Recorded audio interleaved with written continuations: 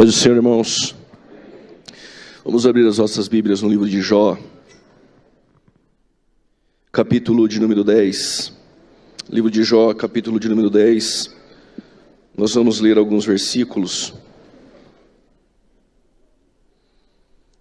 Enquanto você procura, eu quero agradecer ao nosso Deus pela onibenevolência, pela bondade de permitir que eu pudesse estar aqui essa noite contribuindo de alguma forma para o reino de Deus. Agradeço aqui a nossa igreja, ao nosso pastor presidente pela confiança, pastor Eduardo. Também quero externar a minha gratidão e todo o meu carinho da minha família, aos irmãos da Argentina. Nos receberam tão bem, mas eu acho que nem aguentam mais me ouvir, né? Me ouviram ontem e terça-feira tem mais. Amém? Aos missionários que me recebeu junto com a minha família tão bem, e tudo isso proporcionado pelo nosso pastor presidente, mas também pela pessoa do pastor Márcio. A minha gratidão é imensa, porque foi um tempo de crescimento, onde eu aprendi muitas coisas com os irmãos. Nós vamos para pregar e ministrar, mas nós saímos de lá ministrados pelas atitudes dos irmãos, pregando sem palavras. Que Deus vos abençoe em nome de Jesus. Eu vou tocar em um assunto, e esse assunto ele permeia as nossas vidas, não só a minha, mas também a sua. E sobre esse assunto nós sempre fazemos algumas perguntas, e geralmente nós não temos respostas. Então eu não sei como vai ser pregar sobre um assunto que às vezes nós não encontramos respostas, mas eu tenho certeza que o Espírito Santo vai nos auxiliar, e através da vida deste homem nós poderemos extrair algumas coisas, mesmo em meio ao sofrimento e ao mal. Versículo de número 2, diz o texto bíblico: pedirei a Deus, não me condenes, faze-me saber o que tens contra mim. Será que tens prazer em me oprimir, em rejeitar a obra das tuas mãos e em favorecer o conselho dos ímpios? Por acaso tem olhos de homem? Ou os vê tu como vê uma pessoa? São os teus dias como os dias de um mortal? Ou são os teus anos como os anos de um ser humano, para te informares da minha iniquidade e indagares o meu pecado? Bem sabes que eu não sou culpado, todavia não há ninguém que possa livrar da tua mão. Pode tomar o seu respectivo assento. Tem água?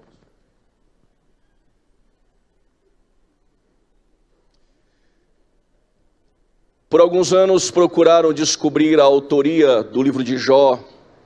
Alguns comentaristas sugeriram ter sido escrito por Salomão, ou até mesmo por algum sábio do Oriente, como Eliú. A tradição rabínica entende que o livro de Jó foi escrito por Moisés, mas nós não temos essa definição ao certo quem é o autor do livro de Jó. A datação deste livro, há quem diga que é o livro mais antigo da Bíblia, mas os acontecimentos que ocorreram na vida deste homem e dessa família, eles estão inseridos naquilo que nós conhecemos como período patriarcal. Segundo os dispensacionalistas, ele é posterior à dispensação da inocência, da consciência, do governo humano, e por fim o período patriarcal.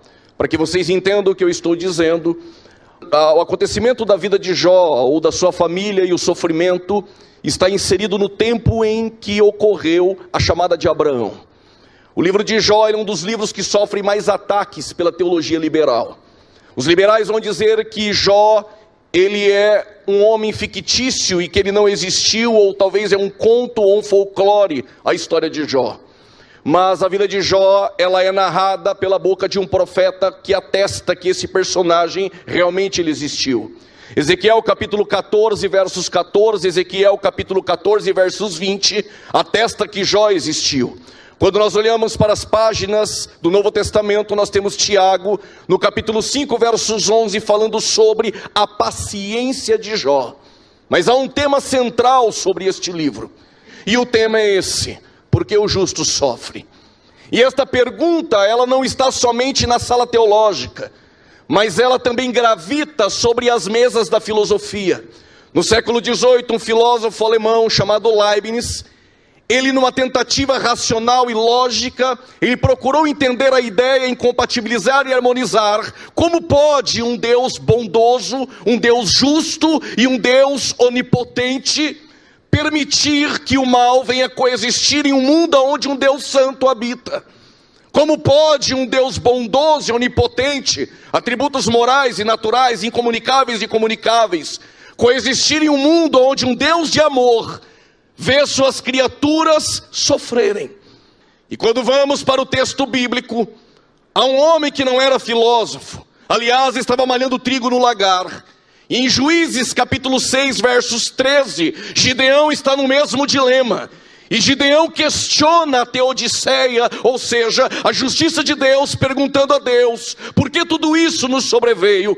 Parafraseando aqui essa noite, o que Gideão estava dizendo era: como pode o Senhor, sendo um Deus bom, onipotente, soberano, permitir que o teu povo que o Senhor elegeu passe 7 anos escravizado na mão dos midianitas? Por que sofre o justo?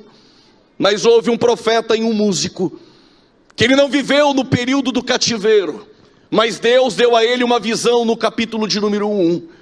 E Abacuque, quando vê a visão, os caldeus invadindo Jerusalém, destruindo o templo, saqueando os utensílios, destruindo os muros de Jerusalém, as crianças sendo levadas para o cativeiro e as mulheres em um canibalismo comendo as crianças, em meio ao cativeiro babilônico.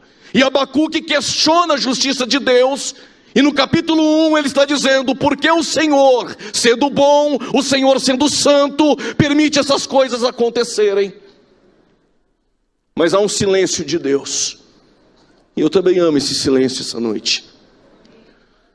E no silêncio de Deus ele aprendeu a parar de questionar no capítulo de número 1, e ele vai para o capítulo de número 2. E no capítulo 2 ele sobe em uma torre de vigia. Ele percebe que questionar Deus em meio ao sofrimento, às agruras, não resolve. O que chama a atenção de Deus não é isso. Então ele ora e Deus vem falar com ele. Em meio ao sofrimento, à angústia, qual é a resposta de Deus para Abacuque? Talvez nós queríamos alguém essa noite, falando em línguas estranhas, vindo na sua direção e pregando essa noite: Deus está te dando vitória. Tenho certeza que todos aqui estariam dando glória a Deus. O barulho estaria sendo esse essa noite. Mas a resposta de Deus a Abacuque não foi vitória. Não foi ninguém vendo um anjo com uma bandeja, uma chave de vitória. Deus veio e sussurrou em meio ao sofrimento aos ouvidos do profeta e disse: o justo viverá pela fé. E o que é viver pela fé, pregador? É mesmo sem entender os porquês, ir para o capítulo 3 e começar a adorar.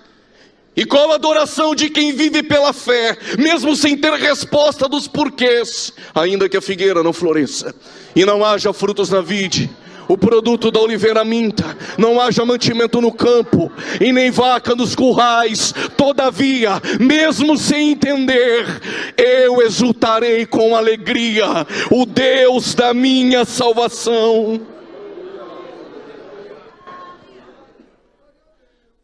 Nós queremos também, em meio aos nossos arraiais, tentar encontrar uma resposta para o sofrimento. E alguns vão dizer, e é até mesmo bíblico, o sofrimento é pedagógico, porque a tribulação ela produz a paciência é experiência. Você só tem experiência se você for provado. Se você passar pelo sofrimento, a sua caminhada na fé não será mais superficial. Mas quando nós passamos por provações, eis que eu não te purifiquei como prata, mas te provei na fornalha da aflição. O sofrimento pode ser pedagógico, aprender lições em cima dele. Mas alguns vão dizer que o sofrimento é escatológico. Nós não entendemos o que está acontecendo no momento. Mas essa leve momentânea, se ela é leve, você aguenta. E se é momentânea, tem hora para começar. Mas Deus tem hora também para colocar um fim. Mas chegará um dia em que seremos recompensados pela fidelidade em meio ao sofrimento. Eu tenho uma boa notícia para te dar. E chegará o dia que não haverá mais sofrimento, nem dor, nem lágrimas, e nem enfermidade. Nós temos um outro pensamento acerca do sofrimento, que um Deus soberano, mesmo que você não entenda, Ele pode extrair em meio ao mal o bem. Ou seja, Deus pode fazer brotar do meio do mal o bem. E José não entendia nada de filosofia ou teologia. Mas no capítulo 50, versos 20, em tudo que ele passou, ele olhou para trás e disse: Deus tornou o mal em bem. O que José estava dizendo é: Deus pode usar o meu e o seu sofrimento para fazer brotar dentro dele um propósito ainda maior que você desconhece. Mas a pergunta não é o sofrimento depois que ele entrou no mundo, mas qual a origem do mal? Será que foi Deus que decretou? Ou Deus é a causa do mal? Não, Deus não pode ter ele criado o mal. Se Deus cria o mal, isso mancha o caráter justo e santo de Deus. E os textos bíblicos apontam que Deus não criou o mal, mas tudo que Deus criou é perfeito e bom. Deuteronômio 32, versos 4, as suas obras são perfeitas. Eclesiastes 7, 29, o texto nos descreve que ele criou o homem justo ou reto, dependendo da sua tradução. Em 1 João 1,5, nele não há trevas, porque nele habita a luz. Abacuque capítulo 1, versos 13, os seus olhos são tão santos que ele não pode contemplar o mal.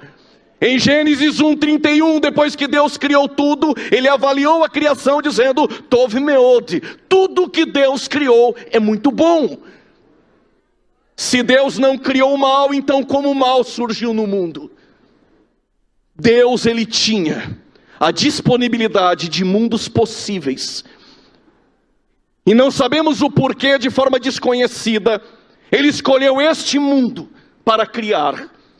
E ele criou este mundo com criaturas livres. E se há liberdade, há possibilidade. Eu não vim para fazer barulho, eu vim para você pensar. Ele criou então a liberdade. Se tem liberdade atrelada a ela, tem a possibilidade. Deus não criou o mal, mas ele criou a possibilidade. E porque Deus criou criaturas livres, ainda que limitada, porque Deus não queria que você adorasse essa noite obrigatoriamente. Ele não queria que você levantasse a tua mão para adorar porque o pregador grita ou pede. O que ele está dizendo é: eu criei um ser humano livre, com possibilidade essa noite, para adorar ou não adorar. O mal é em potencial, ele pode vir a existir, mas ele ainda não é. Mas Deus criou criaturas livres e perfeitas, mas o mau uso da liberdade fez com que o mal entrasse no mundo. E agora o mal entra no mundo e nós temos que lidar com ele. Deus não foi pego de surpresa. E no final de todas as coisas, há um bem maior para nossas vidas. Esse caos do mal está dentro de um cenário. Qual é o cenário? O cenário fica ao sul de Edom e ao norte da Arábia. O palco do sofrimento é este. Mas a batalha não vai ser travada em um lugar geográfico ou físico. A batalha vai ser travada na vida de um homem. A vida de Jó se torna um campo de batalha, onde Deus e Satanás irão travar uma batalha, e a questão da batalha é: Deus é digno de ser adorado pelo homem? E esse homem se chama Jó, que em hebraico significa odiado. Ele não é odiado por Deus, ele é odiado por Satanás. E eu entendo por que Jó é odiado, porque a Bíblia dá 4 descrições sobre a sua personalidade. Primeiro, ele é íntegro. A palavra tam em hebraico para íntegro é algo ou aquilo que é saudável. O caráter de Jó não tem mazelas, ele é saudável. A palavra em hebraico tam, íntegro, nos remete, nos revela algo preenchido, completo e perfeito. No caráter de Jó não falta nada. Jó, ele é perfeito, ele é íntegro. E a segunda descrição, ele é reto. A palavra reto é estar em pé. Estar em pé, estar na condição e na posição de servir e ouvir Deus. Além de íntegro e reto, Jó, ele consegue se desviar do mal. E só se desvia do mal quem é temente como Jó. Ele é sábio, mas o princípio de sua sabedoria é o temor a Deus. E Jó se desvia do mal, e é necessário se desviar do mal.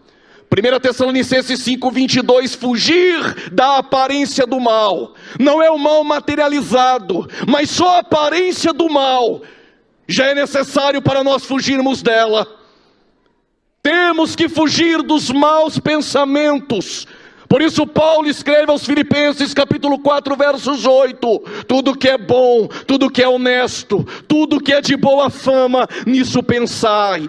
Porque se você pensa nas coisas do céu, você foge da aparência do mal. Salmos 1, versos 1, bem-aventurado o varão que não anda no caminho ou no conselho dos ímpios. Se você foge da aparência do mal e tem bons pensamentos, só tem um caminho para você seguir, e é o caminho que te leva à eternidade. Mas observe que Satanás não atacou Jó, porque ele era íntegro, reto, justo e tinha habilidade extraordinária para se afastar do mal. Satanás o odeia, mas não o ataca.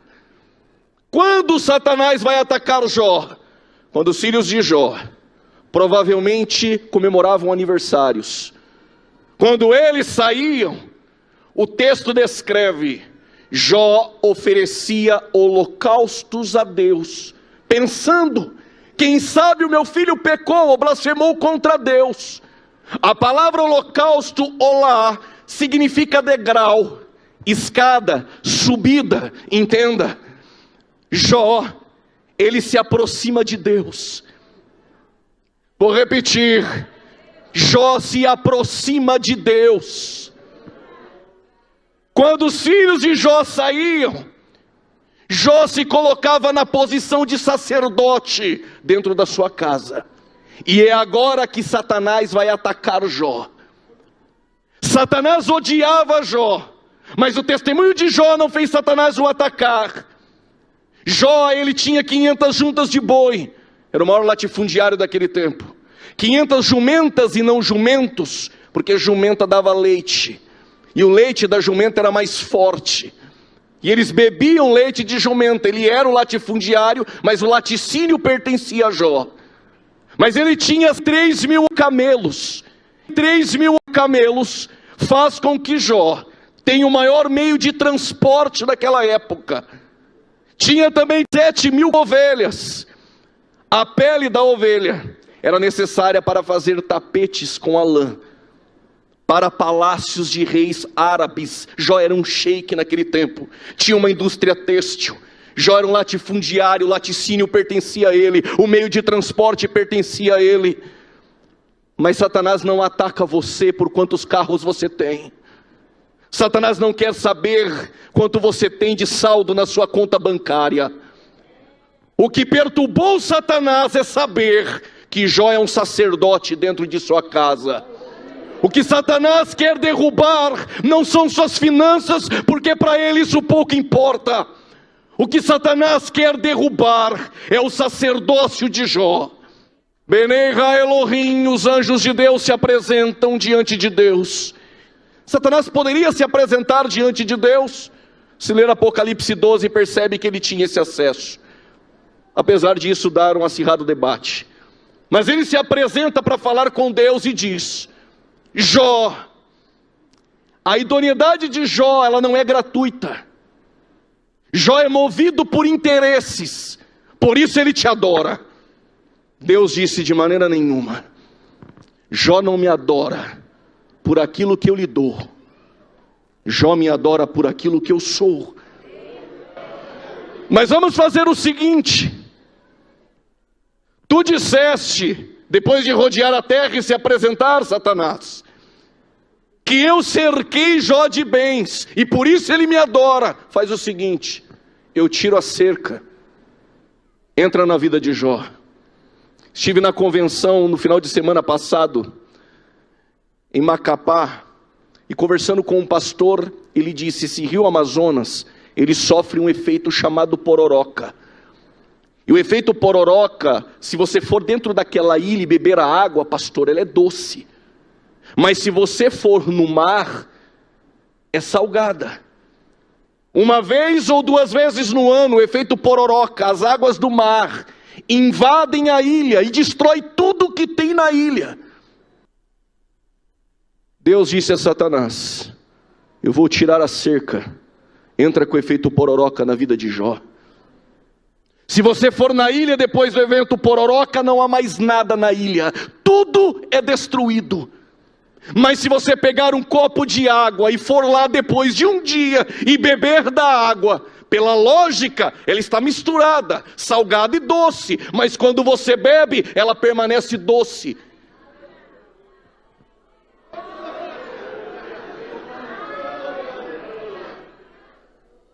Eu vou explicar melhor. Pode entrar com efeito pororoca na vida de Jó. E Jó, sem saber, de repente vem um homem e diz: Jó, os sabeus invadiram as suas terras, levaram as 500 juntas de boi e as 500 jumentas, destruíram ao fio da espada os seus funcionários, e só eu escapei. Não deu tempo de Jó fazer a conta. Um outro mensageiro vem e diz: Jó, fogo de Deus. E não era de Deus, era de Satanás, porque tem muito fogo que a gente confunde. Fogo de Deus desceu do céu, Jó, consumiu os seus homens, mas consumiu também as tuas ovelhas. Quando Jó vai fazer a conta do gasto, porque isso ainda dá para você correr atrás, vem um mensageiro e diz: Jó, veio um vento dos 4 cantos e bateu nos 4 cantos da casa, e todos os seus filhos morreram, Jó. Quando diz que Jó se prostrou, ele não se prostrou como Jairo para adorar. Jó se lançou ao chão sem forças, e ele olhou para 3 lugares: para o passado, no saí do ventre da minha mãe. Mas ele olhou para o futuro: no voltarei. Mas quando ele olhou para dentro de si, ele não encontrou forças. Então ele olha ao céu, e quando ele olha ao céu, ele diz: o que eu quero dizer para você essa noite é que o efeito pororoca pode entrar na ilha, pode levar 500 juntas de boi, 500 jumentas, 3.000 camelos, 7.000 ovelhas, mas o que vem do lado de fora não pode alterar a tua essência do lado de dentro. Em tudo isso, Jó adorou e disse: bendito seja o nome do Senhor. Aleluia. Quando nós lemos Isaías 21 versos 10, Deus dizendo: eu debulho o meu trigo. E Jó 21 versos 18, palavras de Jó: quando o vento sopra, o ímpio é palha. Como eu sei se você é trigo? Porque nós estamos em meio ao joio. Mas o que separa o trigo do joio é um dos métodos, estou dizendo um dos, é quando o animal debulha o trigo. Quando o animal ele debulha o trigo, separa trigo de joio. As provações nos separam. Vou repetir: as provações nos fazem crescer. Só que em meio ao método de debulhar, o trigo tem uma casca, e a casca para nada serve. Quando o trigo é debulhado, a casca sai. Porque o que tem de valor no trigo não é o que está fora.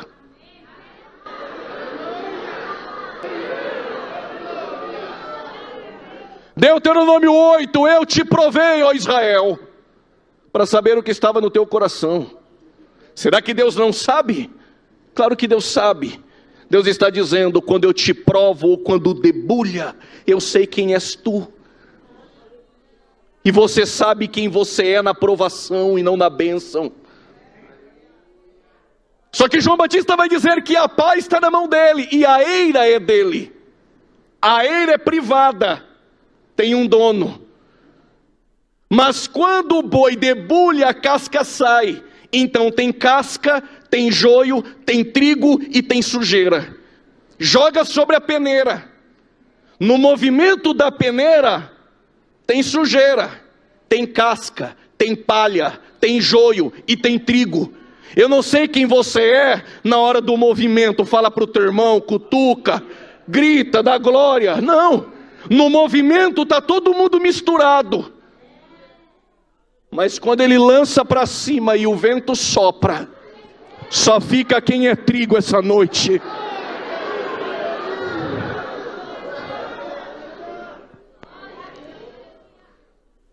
Quando Jó perde tudo, só tem a sua esposa. E a mulher de Jó diz, Barek Elohim Ramut. Ela não diz amaldiçoa, como está na nossa tradução. No original ela disse, abençoa o teu Deus e morre. Nós temos duas opções agora no texto. Primeira delas, o copista jamais iria colocar uma palavra de blasfêmia ou maldição contra Deus. Então ele sugeriu em colocar abençoa. Ou de fato ela disse abençoa, mas de forma irônica. O que ela está dizendo é, você está dentro de um buraco agora. Sem seus filhos, sem riquezas, na provação, ainda vai manter a tua integridade?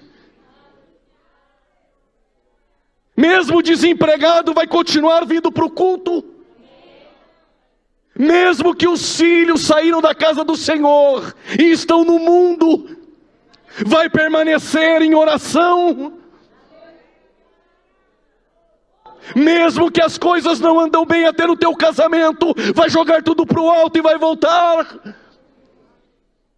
Ou veio fazer o último culto, adore a Deus, vai embora e acabou tudo? Coisa nenhuma. Jó disse, tu fala como uma louca mulher.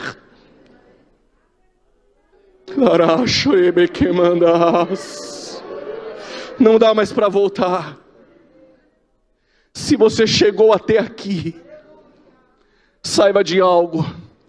O Deus soberano que está sobre as nossas vidas, essa última página ainda, quem vai escrever é Ele. Jó passa por um momento difícil, porque ele vai escutar muitas vozes agora. Em meio às provações, quem nós escutamos?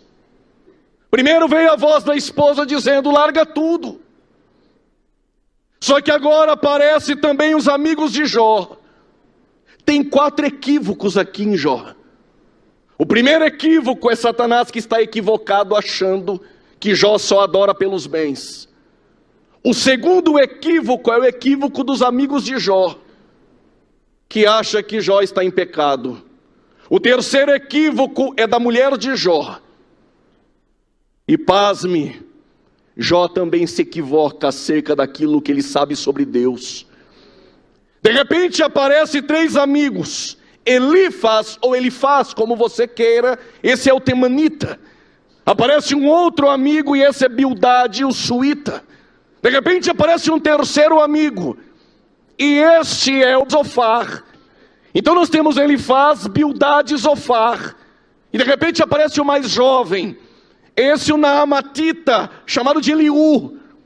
Percebe-se que a leitura de Jó se torna cansativa agora. Os amigos de Jó falam, Elifaz fala, Zofar fala, Bildade fala, Eliú fala, Jó fala. Aí repete de novo. Dá vontade de fechar o texto bíblico e ir para o final. Sabe qual é o nosso problema? Nós deixamos Bildade falar, Zofar falar, Eliú opinar. Todos falam. E Deus está esperando você deixar ele falar. Vou dizer de novo. Coloca no grupo do WhatsApp, coloca no Facebook, coloca no Instagram. E Deus está esperando você falar com Ele, para que Ele possa entrar na tua história e se revelar a ti. O tempo está correndo e olha para o estado deplorável de Jó. Capítulo 1 de Jó, ele sofre o ataque. No capítulo 2 ele sofre o segundo ataque, porque se levou as riquezas, quem sabe ele pode começar de novo. Os filhos não tem mais como, mas quem sabe ter outros filhos. E Satanás se apresentou de novo e diz: pele por pele, eu quero tocar agora na saúde de Jó, porque assim ele vai deixar de adorar. Deus disse: então vai, porque Satanás não pode dar um passo se Deus não permitir. Não, você tem que dar um glória a Deus agora. Toda a tua história, potestades, principados, anjos bons ou maus, tudo está no controle de Deus.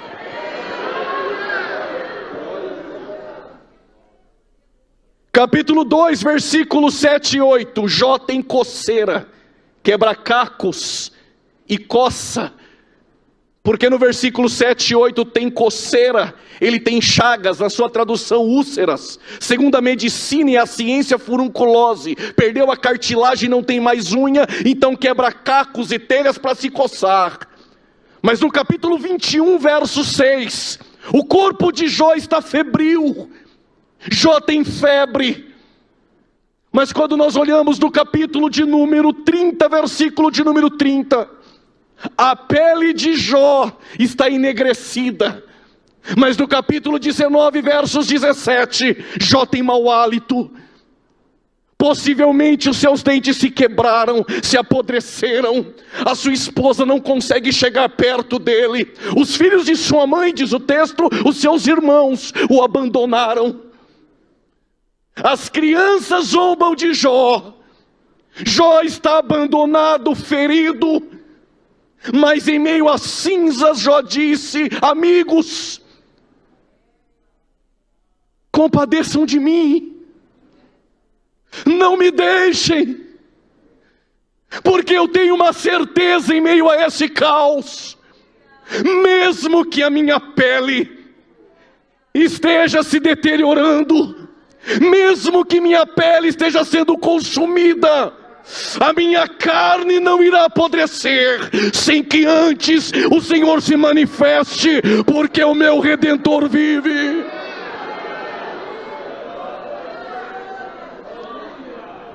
O meu Redentor, Ele vive.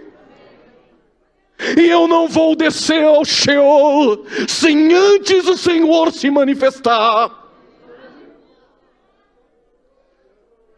Eu preciso encerrar. A vida de Jó, o livro de Jó não era para ter 42 capítulos. Quem sabe a vida de Jó teria 5 ou 6. O problema é que deixaram todo mundo falar. Só que no capítulo 10, a qual nós lemos, eu creio que você percebeu. O que Jó está falando é: Senhor, por que o Senhor não vem aqui? Jó pede um tribunal com Deus. Ele está dizendo: porque o Senhor não tem olhos de carne? Porque os seus dias não se tornam como os meus dias, para você entender o que eu estou passando. Parafraseando, Jó está dizendo: porque o Senhor não se faz carne e vem aqui. Quando Jó está sentado, ele avista um redemoinho, kahar em hebraico, proveniente de uma tempestade. Quando Jó vê um redemoinho, talvez ele lembre: quando o redemoinho veio desse jeito, eu perdi tudo. Mas eu tenho algo para te dizer que não é o que me contaram. Eu já passei por isso em vida. Deus pode estar se manifestando para falar contigo em meio à tempestade.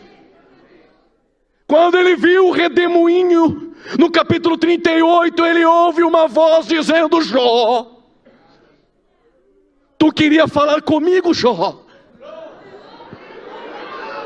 Eu estou aqui, Jó. Só que eu não quero que você fale mais nada, porque você já falou demais, Jó. Mas eu tenho algumas perguntas para te fazer.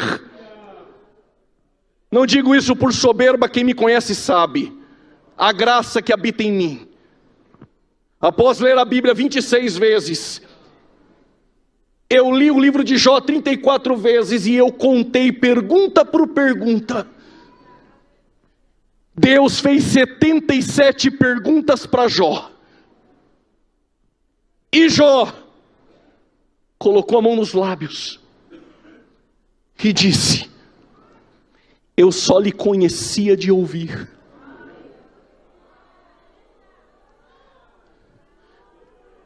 Eu não prego para agenda, irmão.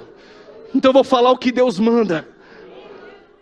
Tem pessoas aqui que só conhecem a Deus de ouvir. Eu conheço Deus por aquilo que o pregador fala. Eu conheço Deus por aquilo que está escrito no louvor que nós cantamos. O que Jó está dizendo é: eu só te conhecia de forma superficial. Eu só lhe conhecia de ouvir. Mas em meio às provações, agora eu sei quem tu és. E eu sei de algo, isso tem que entrar no teu coração essa noite. Eu sei que tudo podes. Vou repetir: eu sei que tudo podes.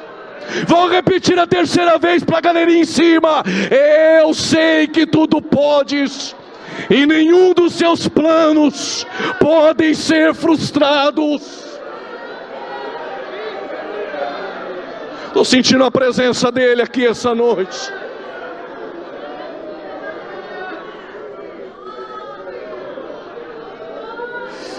Aleluia. Se você é superficial, não está sentindo nada.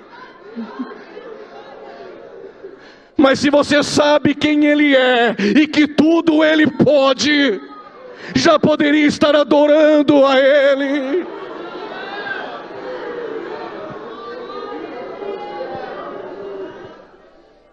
Olhem para cá. Eu tenho uns 5 minutos. Deus falou: Jó,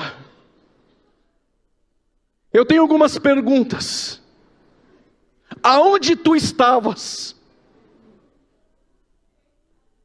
quando eu coloquei os fundamentos na terra? Você é barro e quer contender com o oleiro? Aonde tu estavas, Jó, quando eu criava o universo e os anjos, o exército dos céus me adoravam em júbilo? Antes da ciência descobrir a gravidade, Jó, aonde você estava? Ou você conhece a minha providência na criação, quando eu faço a terra estar suspendida em cima de um nada? Mas Hebreus 1:3 vai dizer que a tua palavra sustenta o universo. Se a palavra sustenta o universo, a palavra de Deus sustenta a tua casa essa noite, sustenta a tua vida essa noite.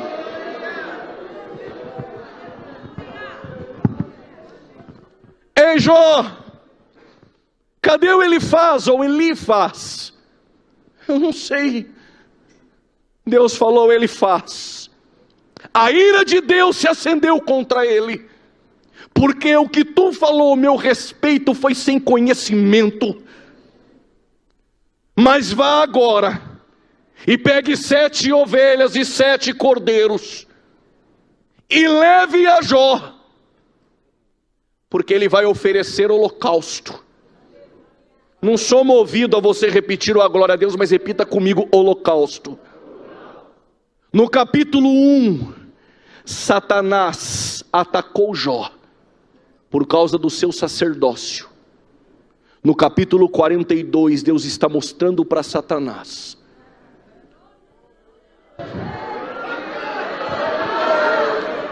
o sacerdócio do meu servo ainda permanece de pé. Ele mantém o teu sacerdócio de pé essa noite.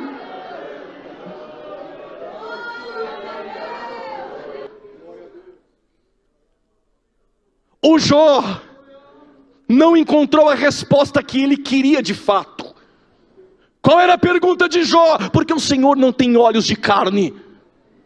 Porque o Senhor não se faz homem e vem aqui? João vai responder a Jó: no princípio era o Verbo, e o Verbo estava com Deus, e o Verbo era Deus.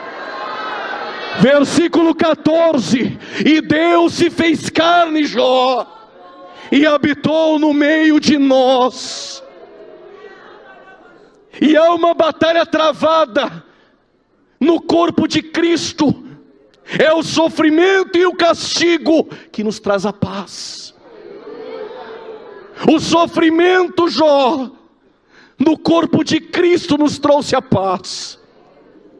Apocalipse 1:5 e 1:6: e com teu sangue nos fez reis e sacerdotes.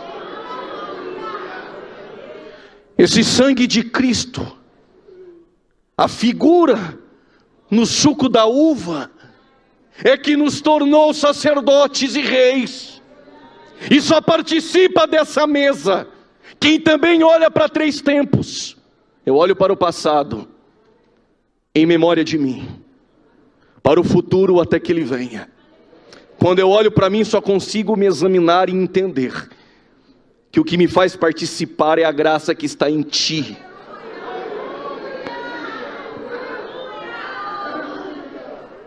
Para mim ir embora,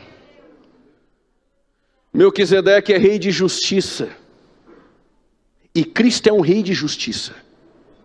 Melquisedeque é rei de Salém, antiga Jerusalém, só que Jesus é rei dos reis. Só que depois de Abraão vencer por Sodoma a favor de Ló, ele compareceu diante de Melquisedeque. Melquisedeque disse a ele: eu tenho algo para te entregar. Só que o rei de Sodoma diz: olha só, Abraão, eu tenho presentes para te dar de Sodoma. Ele disse: não quero. Quando você rejeita os presentes de Sodoma, o nosso sumo sacerdote te dá pão e vinho. Só participa do pão e do vinho quem rejeitou os presentes de Sodoma, e que através do sangue daquele que se fez carne e ressuscitou ao 3º dia, nós podemos desfrutar dessa comunhão. O teu sacerdócio permanece de pé.